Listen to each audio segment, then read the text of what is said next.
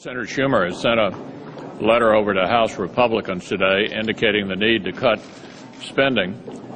We certainly agree with that. Unfortunately, the Democrats' idea of cutting spending invariably involves raising taxes as well. For example, on the 1099 repealer vote last week, we did repeal 1099, but unfortunately they proposed raising taxes to, quote, pay for it. We don't really believe you cut spending by raising taxes. And that leads us right into the discussion we're going to have here in the coming weeks about just how much we can reduce this year's spending. And then, as we've discussed in the past, we'll have another opportunity to address our long-term unfunded liabilities and other spending issues because the President has asked us to raise the debt ceiling, and we'll be discussing those issues in that context. This year, the federal government is spending $3.7 trillion. And this year, the federal government is collecting $2.2 trillion. And then we simply can't continue that. So all of us want to set priorities. We want to fund those necessary programs that we should. But when we're spending $3.7 trillion and collecting $2.2 trillion, you don't have to get very far beyond third grade math to know that our country is headed for trouble unless we reduce spending. The President has been talking a lot about jobs, and we agree with him. But we also believe that there is a direct connection between spending and debt and job creation. We've heard statistics in front of the Senate Budget Committee of late that when you get a debt to GDP ratio, gross debt to GDP ratio, like we have in this country today at about 90%, that it costs you about 1% economic growth. And according to the President's former economic advisor, Christina Romer, every time you lose 1% of economic growth, it costs you about 1 million jobs. So there is a direct correlation between getting spending under control, dealing with this runaway federal debt, and the impact on our economy and job creation in this country. And we're going to continue to point that out. We're going to be receiving from the House a CR, which is going to be a spending reduction. And that's something that we haven't seen here in a long time. And I hope that the Democrats here in the Senate and in the White House will be open to working with us to getting spending and debt under control so that we can start creating jobs and get the economy growing again. We want to make it easier and cheaper to create private sector jobs in this country.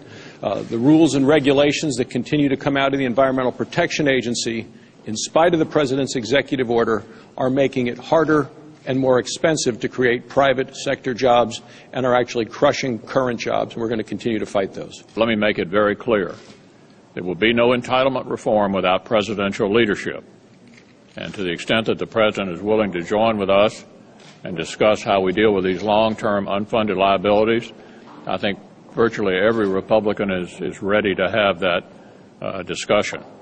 But we don't believe we're in this deficit and debt hole because of an inadequate level of taxation. You know, the Congressional Review Act provides the opportunity for Congress to express itself on bureaucratic overreaching, and that tool is available, and I anticipate it will be used one or more times in the House and Senate during this Congress. We have two opportunities just ahead of us to do something important on spending and debt, and as Senator Thune has pointed out, it's directly related to job creation.